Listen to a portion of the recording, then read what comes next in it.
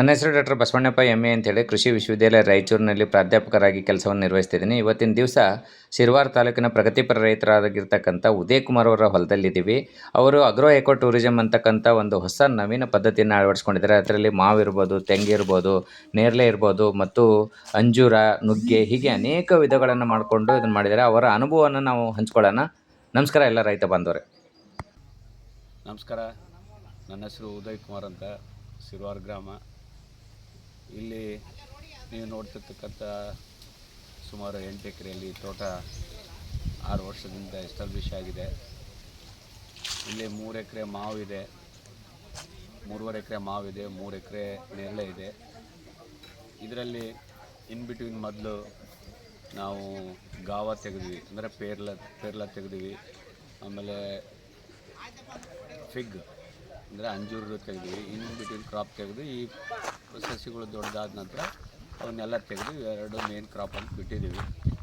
ನಾನು ರೈತರಲ್ಲಿ ಮನವಿ ಮಾಡ್ಕೊಳ್ಳೋದು ಇಷ್ಟೇ, ಸಮಗ್ರ ಕೃಷಿ ಮಾಡೋದ್ರಿಂದ ನಮ್ಮ ಆದಾಯ ದ್ವಿಗುಣ ಮಾಡ್ಕೊಳ್ಬೋದು ಹೊರತು ಬೇರೆ ರೀತಿಯಿಂದ ಆಲೋಚನೆ ಮಾಡಿದ್ರೆ ಮಾಡಲಿಕ್ಕೆ ಸಾಧ್ಯ ಆಗೋದಿಲ್ಲ. ಇದಕ್ಕೆ ವ್ಯತಿರಿಕ್ತವಾಗಿ ಸಾಕಷ್ಟು ಯೂನಿವರ್ಸಿಟಿಯವರಿಂದ, ಅಗ್ರಿ ಯೂನಿವರ್ಸಿಟಿಯವರಿಂದ ಮತ್ತು ತೋಟಗಾರಿಕೆ ಇಲಾಖೆಯಿಂದ ಸಾಕಷ್ಟು ಸಬ್ಸಿಡೀಸ್ ಇವೆ. ಅವನ್ನೆಲ್ಲ ಉಪಯೋಗ ಮಾಡಿಕೊಂಡು ಈ ನಾನ್ ಕೆಮಿಕಲೈಸ್ಡ್ ಅಂದರೆ ಆರ್ಗ್ಯಾನಿಕ್ ಮಾಡ್ತಕ್ಕಂಥ ದಿಶೆಯಲ್ಲಿ ಇವತ್ತಿನ ಮುಂದೆ ಬರಬೇಕಂತ ನನ್ನ ಕಳಕಳಿ. ಏನಾಗಿದೆ ಅಂದರೆ, ನೀವು ಒಳ್ಳೆ ಡಿಗ್ರಿ ಮಾಡಿಕೊಂಡು ಇನ್ನೊಬ್ಬರಲ್ಲಿ ದುಡಿಯೋದಕ್ಕೆ ಹೋಗೋದಕ್ಕಿಂತ ನಿಮ್ಮದೇ ಲ್ಯಾಂಡ್ನಲ್ಲಿ ನೀವು ಇನ್ನೊಬ್ಬರಿಗೆ ನೌಕರಿ ಕೊಡ್ತಕ್ಕಂಥ ದಿಶೆಯಲ್ಲಿ ನೀವು ಮರಳಿ ನಿಮ್ಮ ಭೂಮಿಗೆ ಬಂದು ಈ ಫಲವತ್ತತೆಯನ್ನು ಹೆಚ್ಚಿಗೆ ಮಾಡಿ, ಈಗ ನಿಸರ್ಗದಿಂದನೇ ಎಲ್ಲವೂ ಎಲ್ಲ ಜೀವರಾಶಿಗಳು ಬದುಕತಕ್ಕಂಥ ವ್ಯವಸ್ಥೆ ಇದೆ. ಅಂಥದ್ರಲ್ಲಿ ನಾವು ನಮ್ಮ ಭೂಮಿಯನ್ನು ಮರೆತು, ನಿಸರ್ಗವನ್ನು ಮರೆತು ಹಾಳು ಮಾಡಿ ಇವತ್ತು ನಾವು ಬೇರೆ ಬೇರೆ ಬಾಹ್ಯ ಸುಖಕ್ಕೆ ಬೆನ್ನತ್ತಿ ಹೋಗ್ತಾ ಇರೋದ್ರಿಂದ ಎಲ್ಲೋ ಒಂದು ಕಡೆ ಮಾನವ ಒಂದು ಇದಕ್ಕೆ ಹಿನ್ನಡೆ ಆಗ್ತದೆ ಅನ್ನೋ ದಿಶೆಯಲ್ಲಿ ನಾನು ಈ ಹೊಸ ಒಂದು ಏನಂತಾರೆ ಇಂಪ್ಲಿಮೆಂಟೇಷನ್ ಟೈಪು ನಾನು ಸಿಟಿಯಲ್ಲಿದ್ದವನು ಬಂದು ಈ ತೋಟವನ್ನು ಎಸ್ಟಾಬ್ಲಿಷ್ ಮಾಡ್ಕೊಂಡಿದ್ದೀನಿ. ಇದರಂಥ ಸುಖವಾದ ಜೀವನ ಯಾವುದೂ ಇರಲ್ಲ.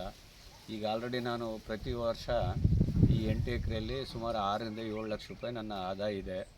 ಅಂದರೆ ಸುಮಾರು ನೀವು ಖರ್ಚನ್ನು ಮಿನಿಮೈಸ್ ಮಾಡಿ ನೈಸರ್ಗಿಕವಾಗಿ ಬೆಳೆಸಿದಾಗ ಪ್ರತಿ ಎಕರೆಗೆ ನೀವು 70 ರಿಂದ 80 ಸಾವಿರ ರೂಪಾಯಿ ನಿಮ್ಮ ಆದಾಯ ಆಗ್ತದೆ. ಎರಡನೇ ಮಾತಿಲ್ಲ, ಅದು ಫಿಕ್ಸ್ಡ್ ಅಸೆಟ್ ಆದಂಗೆ ಆಗುತ್ತೆ. ಆ ದಿಶೆಯಲ್ಲಿ ತಾವೆಲ್ಲರೂ ಈ ಹೆಚ್ಚು ಭೂಮಿಯನ್ನು ಹಾಳು ಮಾಡದೆ ಫಲವತ್ತತೆ ಭೂಮಿಯಾಗಿ ಕನ್ವರ್ಟ್ ಮಾಡಲಿಕ್ಕೆ ರೈತರ ಪರಿವರ್ತನೆ ಆಗಬೇಕಂತಂದು ನನ್ನ ಕಳಕಳಿ. ಒಂದು ನಿಮಿಷ ಸರ್.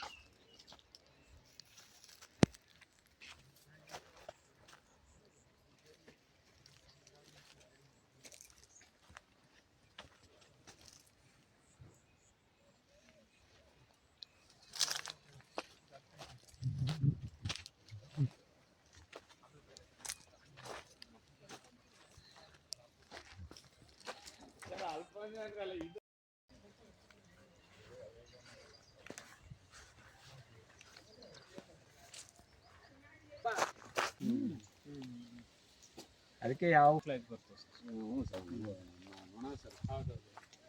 Fruit fly.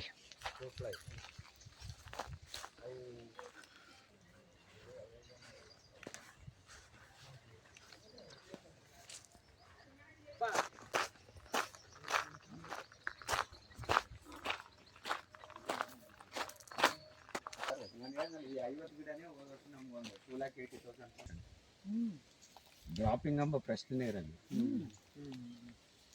ಅದಕ್ಕೆ ಯಾವ ಕೆಮಿಕಲ್ ಯೂಸ್ ಮಾಡಬೇಕು? ಇವು ಫ್ಲೈ ಇದ್ರದ್ದು ನಿಂಬೆ ಅಲ್ಲಿ ಹೋಗ್ರಿ ಗೊತ್ತಾಗ್ರಿ ಮಾಡ್ತಾರೆ ಅಂತ ಹೇಳಿ